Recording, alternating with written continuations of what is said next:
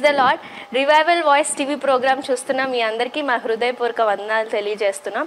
ఇప్పుడు మా నాన్నగారు బిషప్ కొత్తపల్లి సుధాకర్ పాల్ గారు వాక్యాన్ని అందిస్తుండగా మీరందరూ శ్రద్ధగా విని దైవ దీవెనలు పొందండి.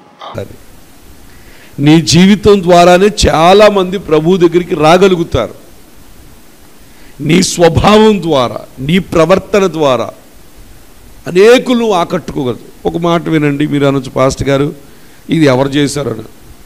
యేసు ప్రభు వారి యొక్క జీవితం ద్వారా, ప్రభావం ద్వారా ఎంతమందిని ఆయన ఆకట్టుకోగలిగారు. ఎంతమంది ఆయన ఉన్నప్పుడు ఆయన వెనక వందల మంది ఎంతో మంది శిష్యులు, ఎంతోమంది ఆయన స్వభావానికి, ఆయన యొక్క జీవన విధానానికి, ఆయన జీవన శైలికి, ప్రభువును చూపించే దేవుని రాజ్యాన్ని లోకంలో చూపించే విధానానికి చాలామంది.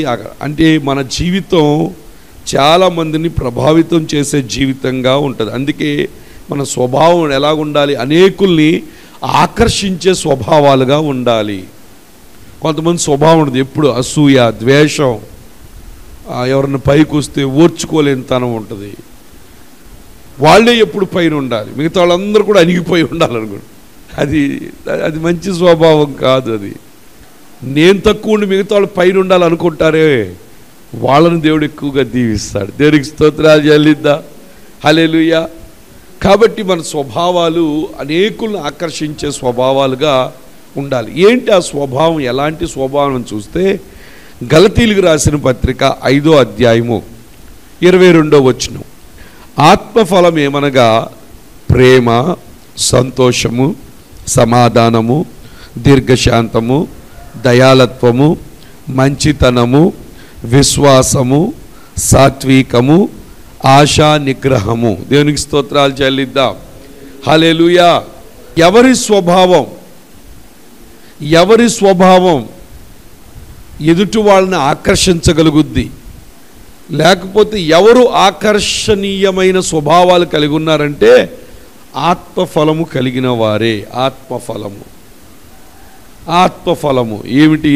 ప్రేమ, సంతోషము, సమాధానము, దీర్ఘశాంతము, దయాళత్వము, మంచితనము, విశ్వాసము, సాత్వికము, ఆశా నిగ్రహము.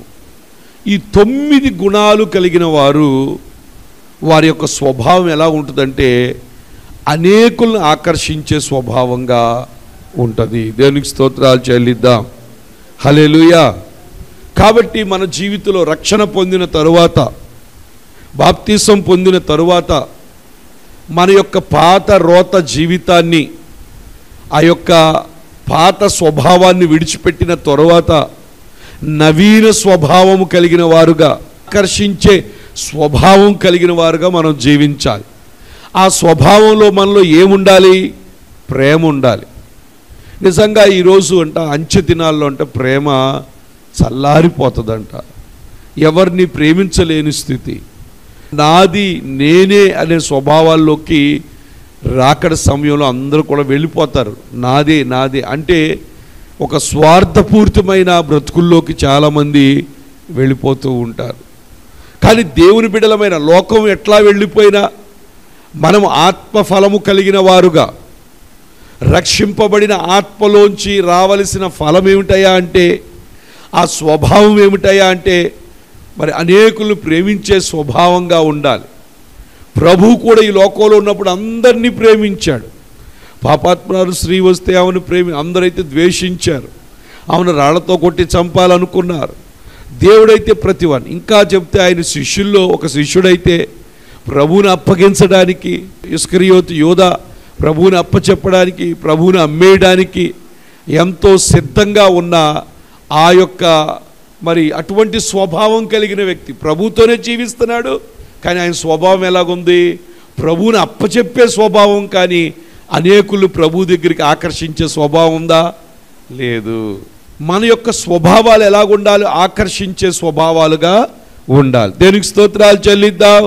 మన స్వభావాలు ఎలాగుండాలి? ఆకర్షించే స్వభావాలుగా ఉండాలి. ఆకర్షించే స్వభావాలుగా.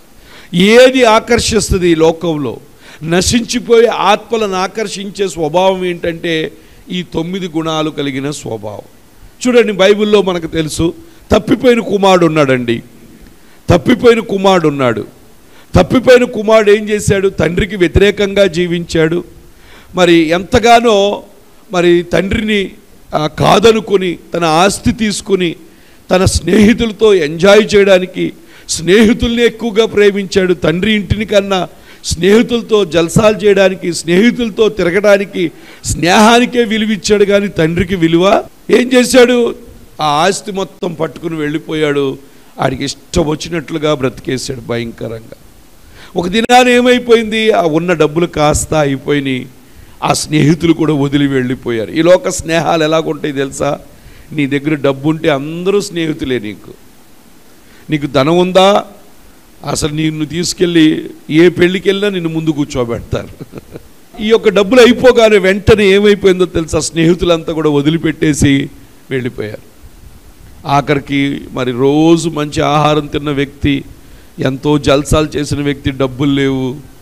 ఆఖరికి ఏం చేయాలో అర్థం కాక పందులు మేపటానికి ఆ పనిని కుదుర్చుకుని వెళ్ళాడు. అసలు యూదులు పందులు మేపరు, అయినా కానీ ఏం చేశాడో తెలుసా? ఆ పనిని కుదుర్చుకుని అక్కడికి వెళ్ళి ఆ పందులను మరి మేపుతూ ఉంటే ఆకలికి తట్టుకోలేక ఆ పందులు పొట్టన్న తిందామని తినటానికి ప్రయత్నిస్తా యజమానుడు చూసి, అరే ఈడు పంది తినాల్సింది ఈడు తింటున్నాడని ఆ ఉద్యోగం కాస్త తీసేశారు.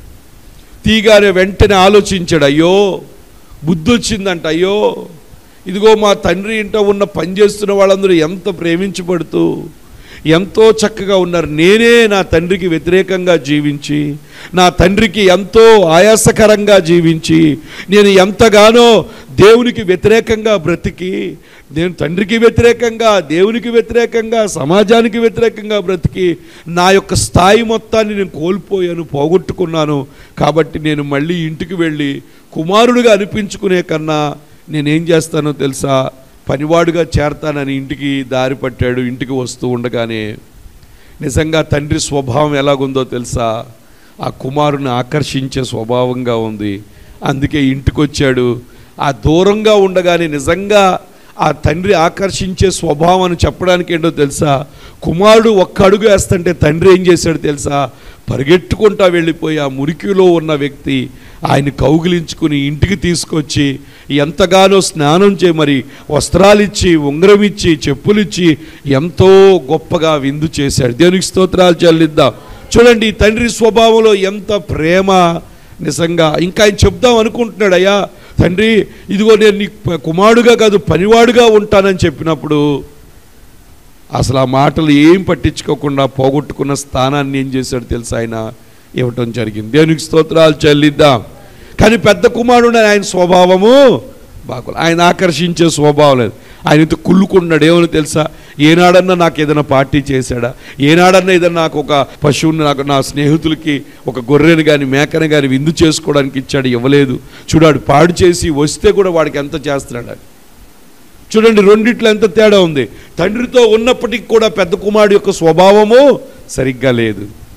చిన్న కుమారుడు పాడైపోయినప్పటికీ వాడి స్వభావం చాలా మంచిగా, మరి తండ్రి ఇంటికి రావటానికి ఏ విధంగా ఆయన తగ్గించుకునే స్వభావంతో వచ్చాడు. నిజంగా తండ్రి కూడా ప్రేమించి ఆకర్షించే స్వభావం. కాబట్టి మన జీవితాల్లో, మన కుటుంబాల్లో మనం ఎలాగుండాలో తెలుసా? ఒకవేళ పెద్దవాళ్ళు తల్లిదండ్రులు ఉన్నారు, నీ బిడ్డలను ఆకర్షించే స్వభావం ఉండాలి. అంతేగాని ఎప్పుడు ఇష్టం వచ్చినట్టు తిట్టడం, వాళ్ళ పిల్లలను అమ్మో మా అమ్మ నోట్లో నోరేయకూడదు అనే పరిస్థితి ఉండకూడదు. అమ్మో మా నాన్నతో పెట్టుకోకూడదు, మామూలు కాదు బాబు వాళ్ళిద్దరూ అని చెప్పి అలాంటి స్వభావాలు ఉండకూడదు. వాళ్ళు ఆకర్షించే స్వభావాలు ఉండాలి. ఆకర్షించే స్వభావాలు ఎవరికి ఉంటాయి? ప్రేమ ఉన్న వాళ్ళకు ఉంటాయి, సంతోషం ఉన్న వాళ్ళకు ఉంటాయి, సమాధానంతో ఉండే వాళ్ళకు ఉంటాయి, దీర్ఘశాంతంతో ఉండే వాళ్ళకు ఉంటాయి. ప్రేమ, సంతోషం, సమాధానంతో ఉండేవాళ్ళు, దీర్ఘశాంతంతో ఉండేవాళ్ళకు ఉంటాయి. దయాలత్వం ఉండేవాళ్ళు ఆకర్షించగలుగుతారు, మంచితనం ఉన్నవాళ్ళు ఆకర్షించగలుగుతారు, విశ్వాసంతో ఉన్నవాళ్ళు ఆకర్షించగలుగుతారు, సాత్వికంతో ఉన్నవాళ్ళు ఆకర్షించగలుగుతారు, ఆశానిగ్రహంతో ఉన్నవాళ్ళు ఆకర్షించగలుగుతారు. అటువంటి స్వభావాలతో ఉండగలుగుతారు. దేవునికి స్తోత్రాలు చెల్లిద్దాం. హల్లెలూయా, హల్లెలూయా, హల్లెలూయా. కాబట్టి దేవుని సన్నిధిలో మనం సాగుతూ ఉన్నప్పుడు మన స్వభావాలు ఎలా ఉండాలో తెలుసా? అనేకులు ఆకర్షించే స్వభావాలుగా ఉండాలి. ప్రభు సన్నిధికి నడిపించే స్వభావాలుగా ఉండాలి. నీ జీవితం అనేక కుటుంబాలను ప్రభావితం చేసేవాళ్ళకు ఉండాలి. నీ బిడ్డల జీవితాన్ని ప్రభావితం చేసేవాళ్ళకు ఉండాలి. నీ మంచితనం నీ బిడ్డలు ప్రభావితం చేయాలి. నీ దయాళత్వం నీ బిడ్డలు ప్రభావితం చేయాలి. నీ సంఘాన్ని ప్రభావితం చేయాలి. నీ వాడకట్టును ప్రభావితం చేయాలి.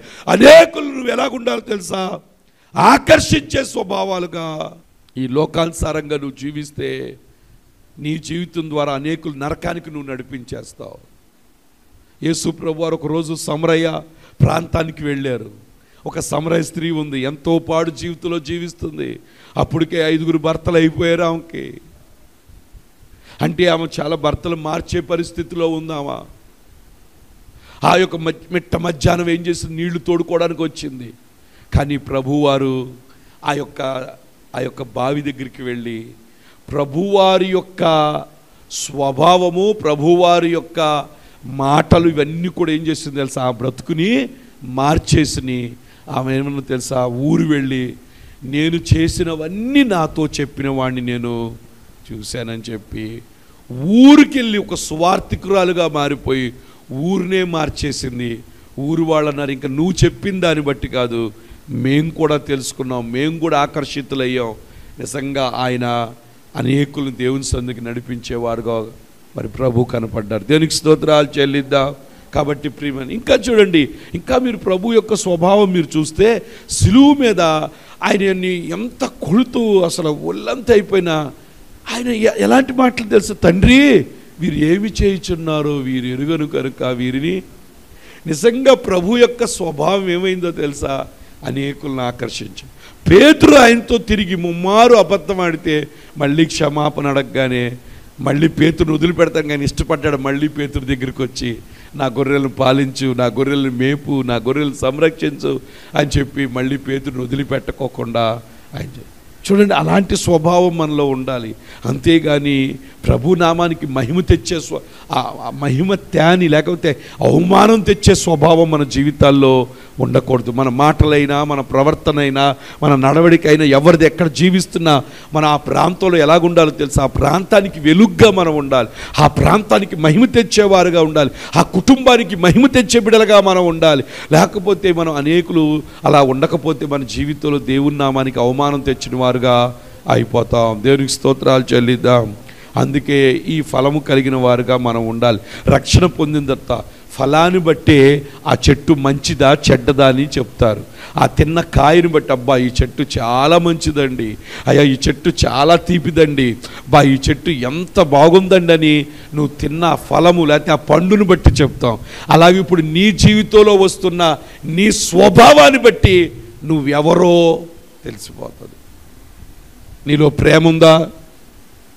కొంతమందికి ప్రేమించే గుణం ఉండదు. ఎప్పుడు ద్వేషించడమే, ఎప్పుడు చెడు చెప్పడమే, ఎప్పుడు లేదు. ఏమన్నా ఒక మాట చెప్పమంటారా?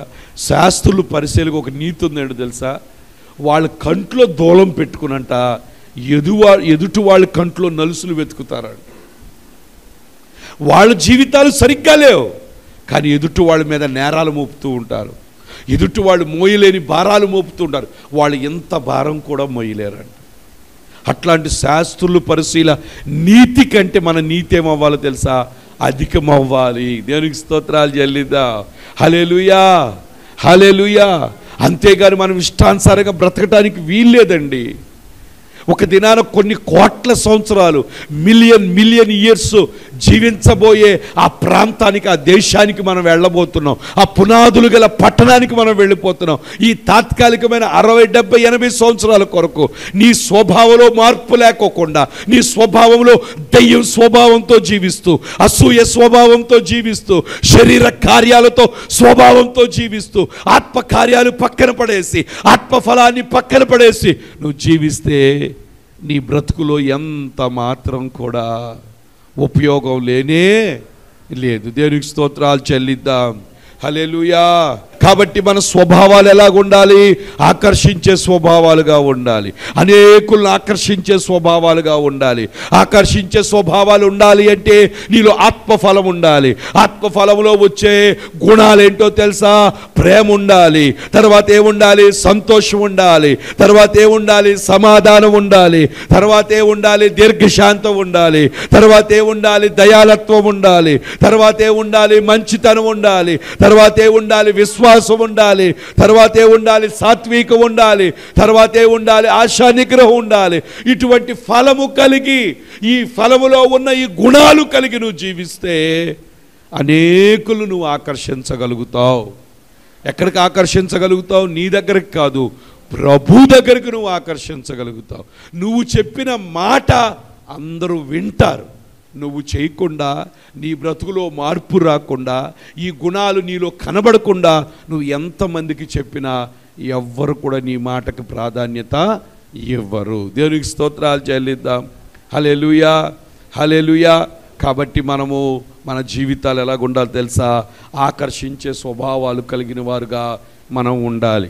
ఇంకో మాట కూడా మనం చూద్దాం. చూడండి, కొలస్సీలకు రాసిన పత్రిక 3వ అధ్యాయము 12-17 వచనాలు నేను చదువుతున్నాను. చూడండి, దేవుని చేత ఏర్పరచబడిన వారును పరిశుద్ధులను ప్రియులునైన వారికి, చూసారా, దేవుని చేత ఏర్పరచబడిన వారు పరిశుద్ధులను ప్రియులునైన వారికి తగినట్లు మీరు జాలిగల మనస్సును, దయాలత్వమును, వినయమును, సాత్వికమును, దీర్ఘశాంతమును ధరించుకొనుడి.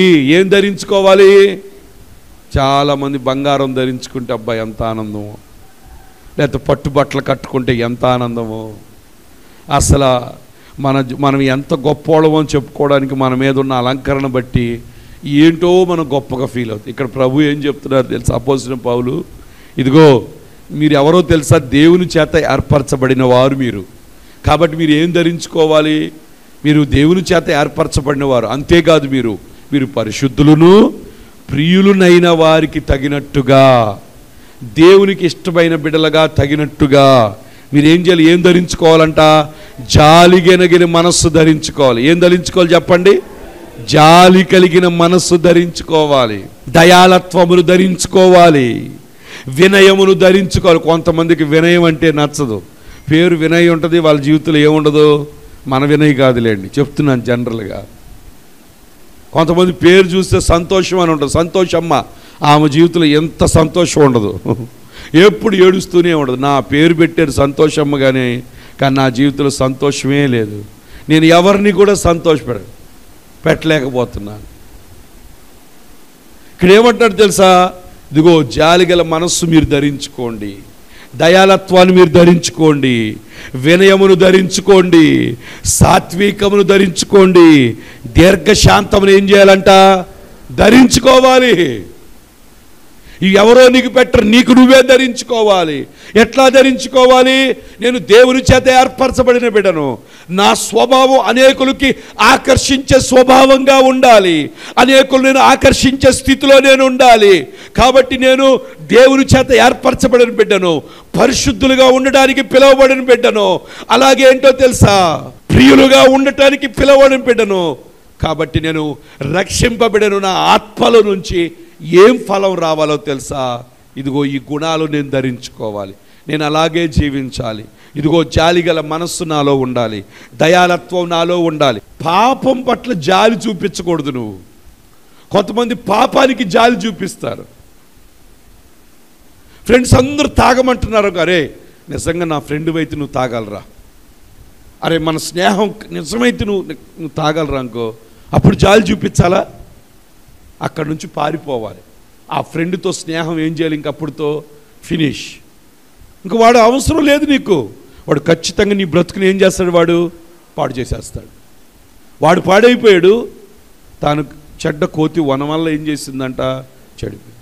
వాడు చెడిపోయాడు. వాడి స్నేహం నిన్నేం చేస్తుందో తెలుసా? అక్కడి నుంచి నువ్వేమవ్వాలి? పారిపోవాలి. వాడి స్నేహానికి నువ్వు ఇష్టపడకూడదు. ఎందుకని? నువ్వు అనేకులు ఆకర్షించే స్వభావం కలిగిన బిడ్డగా నువ్వు ఉండాలి. నీ స్వభావం దేవుణ్ణి ఆకర్షించాలి. ఫస్ట్గా దేవుణ్ణి ఎప్పుడైతే ఆకర్షిస్తుందో ఆ ఆకర్షించిన స్వభావం అనేకులు కూడా దేవుని దగ్గరకు ఆకర్షిస్తుంది. దేవునికి స్తోత్రాలు చెల్లిద్దాం. దేవుణ్ణి ఆకర్షించిన స్వభావము అనేకులు ఆకర్షించే స్వభావంగా మారిపోతుంది. ప్రభు దగ్గరికి నడిపించే స్వభావంగా మారిపోతుంది. ఎప్పుడు జాలిగల మనస్సును ధరించుకోవాలి, దయాళత్వాన్ని ధరించుకోవాలి, వినయాన్ని ధరించుకోవాలి, సాత్వికమును ధరించుకోవాలి, దీర్ఘశాంతమును ధరించుకోవాలి. కొంతమందికి ఓర్పు అనేది ఉండదు.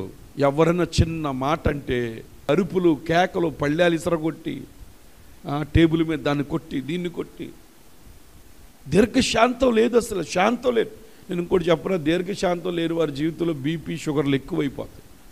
దేవునికి స్తోత్రాలు చెల్లిద్దాం. ప్రభు ఏ శాంతి ఇచ్చేళ్ళాడు మనకు చెప్పండి? ఆయన శాంతి అరుపులు, కేకలా? ఆయన అరవలేదు, కేకలేయలేదు. కొంతమంది ప్రతిదానికి ఏంటి ఒక మాట చెప్తారండి, మీరు అరవటం వల్ల అన్నీ సెట్ అయిపోతాయా? లేకపోతే మీరు గబగబ కంగారు పడిపోయి ఫ్రస్ట్రేషన్ అంటారు, అంటే చికాకు పడిపోతే అంతా అయిపోతుందా? అవదు. కామ్గా ఉండటం మంచిది, అంతే. దేవునికి స్తోత్రాలు చెల్లిద్దాం. హల్లెలూయా, హల్లెలూయా. దీర్ఘశాంతంతో ఉండటం నేర్చుకోవాలి. దీర్ఘశాంతం నీకు ఆరోగ్యాన్ని ఇస్తుంది. దేవునికి స్తోత్రాలు చెల్లిద్దాం. దీర్ఘశాంతం ఏమిచ్చిందో తెలుసా? కోపపడుడి, కానీ పాపం చేయకూడదు. కోపం రావాలి. పిల్లలు తప్పు చేస్తే కోపపడి గద్దించాలి, అంతేగాని ఇంకా పొద్దున్న స్టార్టింపు గద్దింపు, రాత్రి పడుకునే వరకు గద్దిస్తారా ఉంటే వాళ్ళు ఇంట్లో ఉంటారా? వాళ్ళు పారిపోతారు. దేవునికి స్తోత్రాలు చెల్లిద్దాం. కనపడినప్పుడల్లా తిడతాం అనుకో, కనపడినప్పుడల్లా కర్ర తీసి కొడతారు అనుకో, వాళ్ళు ఇంట్లో ఉంటారు. ఇంకా వాడు పాపం సరేలే మా నాన్న కోపం వచ్చిందని బయటికి వెళ్ళాడు, ఇంటికి రాగానే మళ్ళీ కర్ర తీసుకుని 2 కొట్టావు, సరేరా ఏంటో కొడుతున్నాడు, మళ్ళీ బయటికి వెళ్ళావు, మళ్ళీ ఇంటికి రా, పొద్దున్న నుంచి సాయంత్రం వరకు నువ్వు అలాగ ఉంటున్నావు అనుకో, ఆ పిల్లలు బతకగలుగుతారా? బతకలేరు. కొన్నిసార్లు ఓర్చుకోవాలి. ఓర్పు అంటే అనేక ద్రోహ కార్యాలను ఆపుద్దంట. దీర్ఘశాంతం ఉంటే తొందరగా నువ్వు సూసైడ్ చేసుకో. దేవునికి స్తోత్రాలు చెల్లిద్దాం. దీర్ఘశాంతం ఉంటే నువ్వు ఆరోగ్యంగా ఉంటావు. కాబట్టి ఆ దీర్ఘశాంతం మనలో కనపడాలి. కొంతమంది ఎవరైనా తిట్టారనుకో అసలు ఓర్చుకోలేరు, ఆ మాటకి గొడవలకి వెళ్ళిపోయి దేవుని నామానికి అవమానం. ఓర్చుకోరు, పర్వాలేదు అంటే అన్నారు. ఎప్పుడు గుర్తుపెట్టుకోండి, ఎవరన్నా ఏదన్నా అన్నారని నీకు తెలిస్తే, ప్రభుని అంటే నన్ను అంటవేని గొప్ప విషయం, ప్రభునే అన్నారు, ఇంక నన్ను అనేది ఏంటి అని వదిలేటివి అంతే. ప్రభు నువ్వు చూసుకో నాయన, ప్రభు నీకే అప్ప చెప్తున్నాను, నువ్వే చూసుకో, ఇక నేను జవాబు చెప్పను, నా ప్రభు జవాబు చెప్తే మామూలుగా ఉండదు. కాబట్టి దేవుడికి ఎలా జవాబులా చెప్తాడో ఆయన చెప్తాడు అని చెప్పి మనం ఓర్పు, దీర్ఘశాంతంతో ముందుకు సాగాలి. దేవునికి స్తోత్రాలు చెల్లిద్దాం. హల్లెలూయా, హల్లెలూయా. 13వ వచనం చూడండి. ఎవడైనను తనకు హాని చేసినని ఒకడు అనుకొని ఎడల ఒకరినొకడు సహించుకొని, చూసారా నేను చెప్పిన మాట ఇప్పుడే చెప్పాను, ఎవడైనా తనకు హాని చేసినని ఒకడు అనుకొని ఎడల ఒకరినొకడు సహించుచు ఒకరినొకడు క్షమించి ప్రభు మిమ్మును క్షమించిన లాగున మీరును ఏం చేయాలి? క్షమించాలి. దేవునికి స్తోత్రాలు చెల్లిద్దాం. సహించాలంట, క్షమించు. ఎక్కడ క్షమా హృదయం ఉంటుందో అక్కడ దేవుని సన్నిధి ఉంటుందండి. దేవునికి స్తోత్రాలు చెల్లిద్దాం. ఎందుకని ప్రభు గుణం ఏంటో తెలుసా? క్షమించే గుణం. వాళ్ళకి తెలియదు, ఒక్కోసారి నిన్ను ఏమంటారు మిస్అండర్స్టూడ్ చేసుకున్నారు, లేదా అపార్థం చేసుకున్నారేమో, తొందరపడి మాట్లాడుతున్నారేమో, నీ స్వభావం తెలియక వాళ్ళు అలా మాట్లాడుతున్నారేమో, వాళ్ళ స్వభావంలోంచి క్షమించలేదు కదా. కానీ నువ్వు ఎలాగ ఉండాలో తెలుసా? క్షమించే స్వభావంగానే ఉండాలి. దేవునికి స్తోత్రాలు చెల్లిద్దాం. ఆ స్వభావమే అనేకులను ఆకర్షిస్తుంది. నిజంగా ప్రభు క్షమించే స్వభావం ఉంది కాబట్టి ఏదొచ్చినా ప్రభు దగ్గరికి వెళ్ళి క్షమాపణ అడిగి మనం ఏం చేస్తున్నాం? ఆ స్వభావం మనల్ని ఏం చేసింది? ఆయన దగ్గరకు ఆకర్షించింది. ఆ స్వభావం ఏం చేసింది? మనకు నిరీక్షణ ఇచ్చింది. ఆ స్వభావం ఏం చేసింది? మనల్ని పైకి లేవనెత్తింది. ఆ స్వభావం ఏం చేసింది? మన పాపాలు క్షమించింది. ఆ స్వభావం ఏం చేసింది? మనల్ని స్వస్థపరిచింది. కాబట్టి దేవుని స్వభావం కలిగిన బిడ్డలుగా, దేవుని చేత రక్షింపబడిన బిడ్డలుగా మనం కూడా ఎలాగ ఉండాలో తెలుసా? అనేకులు క్షమించే స్వభావం మనలో ఉండాలి. దేవునికి స్తోత్రాలు చెల్లిద్దాం. హల్లెలూయా. పగ తీర్చుకోవడం నా పని, ప్రతిఫలం ఇవ్వడం. తీర్పును తీర్చొద్దు. కొంతమంది పెద్ద కూర్చుని తీర్పులు తీర్చడమే. వాళ్ళు వెనక చూస్తే వాళ్ళ పరిస్థితి ఎలా ఉండదు తెలుసా? వాళ్ళు చెప్పే తీర్పులకి వాళ్ళ జీవితానికి అంత మాత్రం కూడా పొంతనే ఉండదు. ఏదైతే తీర్పు తెస్తున్నారో అంతకన్నా ఎక్కువగా బ్రతుకుతూ ఉంటారు తీర్పు తీర్చేవాళ్ళు. దేవునికి స్తోత్రాలు చెల్లిద్దాం. హల్లెలూయా, హల్లెలూయా. కాబట్టి మనం ఎలాగుండాలో క్షమించేవారు. తర్వాత చూడండి 14. వీటన్నిటిపైన పరిపూర్ణతకు అనుబంధమైన ప్రేమను ధరించుకొనుడి. పరిపూర్ణతకు అనుబంధమైనది. నువ్వు పరిపూర్ణుడిగా మార్చబడాలి అంటే యేసయ్య ప్రేమ నీలో కనపడాలి, అగాపే ప్రేమ నీలో కనపడాలి. ప్రేమను నువ్వు ధరించుకోండి. క్రీస్తు అనుగ్రహించు 15 క్రీస్తు అనుగ్రహించు సమాధానము మీ హృదయాలలో ఏలుచుండునీయుడి.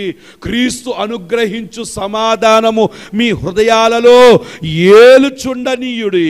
ఇందుకొరకే మీరు ఒక్కొక్క శరీరముగా పిలవబడితిరి, మీరు కృతజ్ఞులయ్యుండుడి. దేనికి స్తోత్రాలు చెల్లిద్దాం.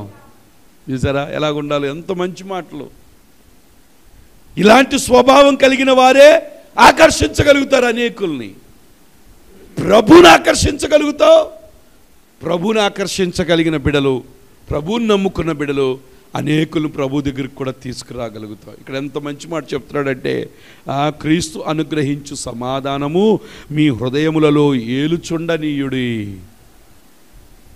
ఇందుకొరకే కదా మీరు ఒక్కొక్క శరీరముగా పిలువబడితిరి, మీరు కృతజ్ఞులయ్యుండుడి. మీరు ఎట్లా ఉండాలి తెలుసా?